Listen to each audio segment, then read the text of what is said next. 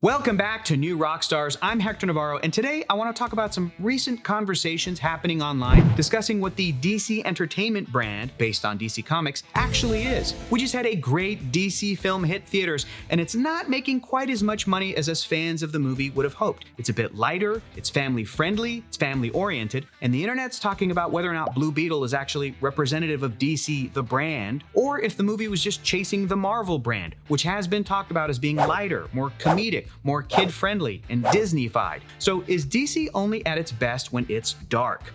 Will audiences accept any lighter, more all-ages friendly stories in the DC universe? In an effort to try and actually answer this question, I went down a bit of a rabbit hole, and at the end, I found myself at the source, the comic books themselves. It's basically impossible to narrow down all of comic book history to one comic that can help answer this question, and I'm sure you can point to various comics to try and make your case one way or the other, but what about the specific comic published by both Marvel and DC together that delivers a superhero story that actually compares, contrasts, and kind of defines what each of these universes or brands actually are? I'm talking about JLA Avengers, or Avengers JLA, depending on which issue you're reading. The 4-issue, groundbreaking, genre-defining comic book miniseries that came out 20 years ago next month in September of 2003. From writer Kurt Busiek and the greatest comic book artist of all time, and I'm not going to hear anything otherwise, George Perez. This is it right here. Ooh, this is older than some of you people watching right now. This book features the Justice League from the DC universe meeting and interacting with the Avengers from the Marvel universe and getting involved in an epic cosmic story that even gave us meta commentary on what those universes stand for and what the stories do. So I'm going to provide some context for that story, highlight some favorite moments, and talk about the differences and similarities between Marvel and DC to really get to the bottom of, is DC actually just dark? We're going to find out.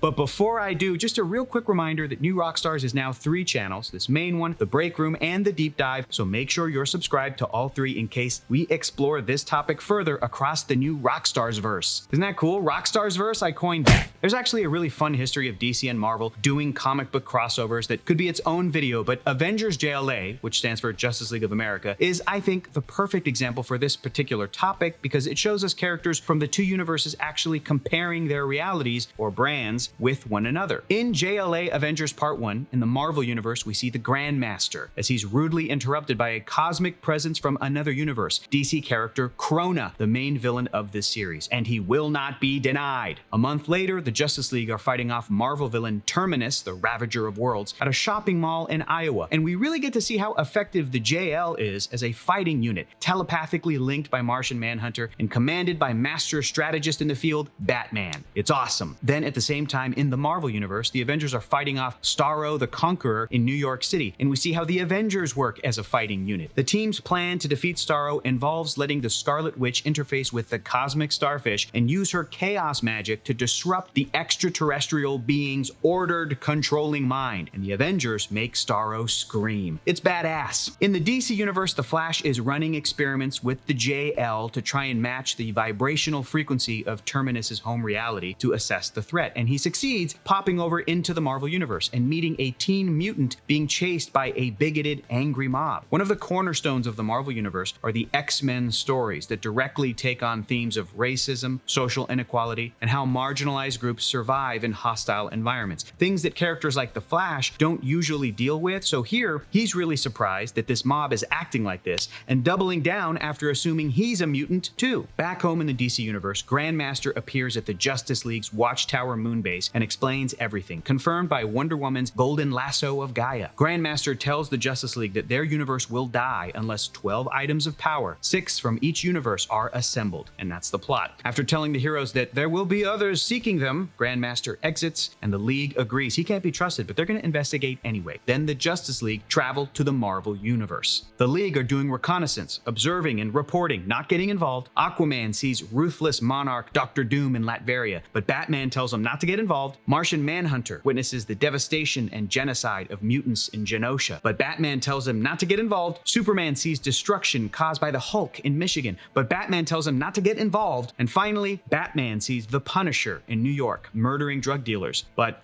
wait a minute, this is Batman we're talking about. Of course he gets involved. We cut to Plastic Man berating Bats for taking 20 minutes to beat the shit out of Frank Castle, and all the Justice League agree that this world is bleak. Superman goes on a rant about how this world's heroes have allowed this and accuses them of not caring. It's really interesting to see how DC's heroes respond to the state of the Marvel universe, and it makes sense that the Justice League, especially Superman, would feel this way. After showing up and sending the Justice League back to their native reality, the Avengers meet the greatest mind of New Genesis, Metron, who explains they need to fight the Justice League, prevent them from gathering 12 items of power, or else their universe will die. Again, that's the plot. Before Metron disappears, he gives the Avengers a mother box so they can travel to the DC universe. The Avengers then arrive in a futuristic metropolis and take down some bank robbers, then get mobbed by grateful bystanders who want autographs. Captain America reminds the team they've got a mission to do, and the Avengers see how much this world loves and honors its heroes, how much the public idolizes their heroes. Mutant Quicksilver learns they have a museum dedicated to their super speedster, the Flash. An entire museum! Just the exact opposite experience the Flash had when he visited the Marvel universe. Cap goes on a rant accusing this world's heroes of building their own advanced cities, acting like little tin gods, demanding the public's adoration instead of protecting its freedoms. Again, a really fascinating take on how Marvel's heroes would react to the differences in the DC universe, and how Steve Rogers, whose origin dealt with fighting fascists in World War II, would feel about a universe where heroes have really helped shape the human world around them. And then part 1 ends with the Justice League showing up, Superman accusing the Avengers of being loose cannons, and Cap accusing the League of being fascist overlords, and the sound of Mjolnir cracking against the Man of Steel's face, signaling the beginning of the fight between the Avengers and the Justice League. And oh man, do I love me some comic books. So we got some great contrasting between the ideals the Justice League and the DC universe represent versus the more flawed and challenging Marvel universe filled with bigotry, genocide, and street-level vigilantism. Now, of course, there are exceptions within each brand to what I just listed, but generally speaking, this is one way to look at what the stories from the Marvel and DC universes deal with. It's been very interesting how in the movie world, Marvel has taken on the reputation of being light and crowd-pleasing because of the MCU following the template laid out by the first Iron Man movie, which at times felt like an indie comedy in the superhero world. Back to the story, in part 2, a contest of champions continues, and we see Avenger versus Justice Leaguer and some pretty awesome fights. The fan favorite, though, has to be Captain America versus Batman, where we learn that after they feel each other out, Batman admits that the super soldier could beat him, only that it would take a very, very long time. They team up instead to try to get to the bottom of all of this. One-shot energy, huh? Okay, I'll try it. Oh yeah.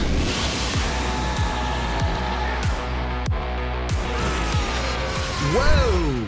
What does One-Shot's Focus Chew do? I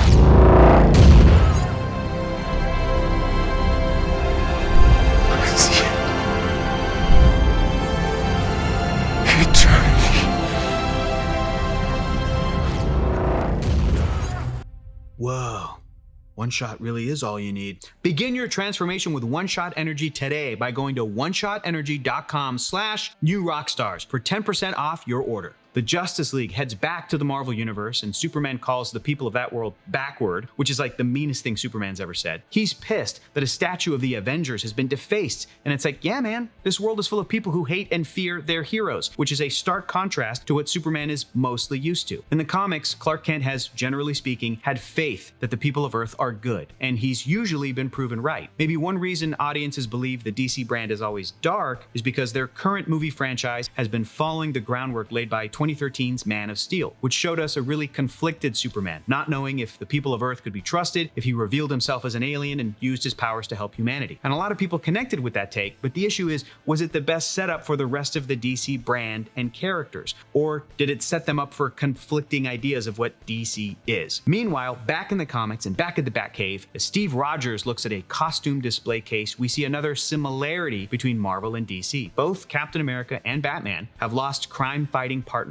Bucky and Robin Jason Todd. Fun fact, this was 2 years before both of these former sidekicks would return to comics in 2005 as brain-scrambled villains, the Winter Soldier and the Red Hood. And then one of my favorite moments in the entire comic, Steve Rogers sends a homing beacon back to his reality so that the Fantastic Four's Thing can appear and gives our heroes a way for them to jump around dimensions. Thing heads back home and Batman makes a joke about him having a rough-edged charm. And Cap defends the Thing by saying he may not be sleek and elegant like the heroes that Batman works with, but Benjamin J. Grimm is one of the finest men he knows. It's a great bit, But it's also a perfect summary of the more rough around the edges Marvel heroes versus the sleek, elegant, really put together DC heroes. I mean, the DC heroes are just very attractive. I mean, so are the Avengers, to be fair, so are the Avengers. Aquaman, speaking of attractive, Aquaman later opines on the Avengers, saying that the heroes seem less powerful in general than at home, and that their world's stacked against them. Superman admits they may have to fight harder than the Justice League do, but it still isn't enough. And from Superman's point of view, he might be right. And I just have to mention another awesome bit of geeky fan service. We see Darkseid with the Infinity Gauntlet. What could be the scariest thing in either universe is deflated, thankfully, when we learn the Gauntlet doesn't work in a universe outside of its native one, which we also saw in Loki Season 1 and the What If animated series. Okay, so tensions are rising between the heroes of the Marvel and DC universes. And in Part 3,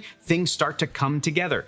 Literally, we see a new history of these universes where Marvel and DC have always been crossing over, and just how many similarities there actually are. Similar villains, similar traditions, similar heroes with gimmicks, and yeah, Green Arrow and Hawkeye have a really great rivalry going on. But it's just dimensional glitches affecting both realities. Superman and Captain America can sense something's wrong though, and they let each other know it. But Wonder Woman shuts the argument down, because they're all heroes, damn it, and saving both realities and all the people in them is what's most important. The Wasp agrees, and the heroes realize that both universes are being forced to merge together. Then versions of our heroes from across their own timelines, like Barry Allen Flash and Hal Jordan Green Lantern, unite to try and stop this universal merging, eventually going back to Grandmaster, who shows them what the truth of each universe actually is. And it's tragic. Years of triumph and tragedy, glory and pain, all moments from the histories of the DC and Marvel universes. We see evil thwarted, nations fall, enemies prosper, friends die, hope dashed, hope reborn, love and anger and sacrifice and terror, loss, rebirth, failure, fury, horror, heartbreak, death, betrayal, madness. And what's fascinating here is that it's both universes, Marvel and DC, put up right next to one another. So yes, they're different, they're unique, but they're both capable of going to some very dark places with their superhero characters. And even after characters like Barry and Hal see their untimely deaths, and Vision and Wanda see the children they are fated to lose, they all still agree to take the fight to villain Krona to save both universes at the expense of their own lives and happiness. In Part 4, our heroes are so united that even the schism between Superman and Captain America is no more. Clark nominates Cap to be their commander, who can lead both teams. Steve and Clark apologize to one another and even confess their own insecurities about doing too much or doing too little on their worlds. And that's when Captain America gives Superman his shield to wield. Then we enter the battlefield, and let me tell you, to hear Superman, Batman, Wonder Woman, and more yell, "Avengers assemble," why, that's just the greatest superhero fan service ever made, my friends. Avengers Endgame could never.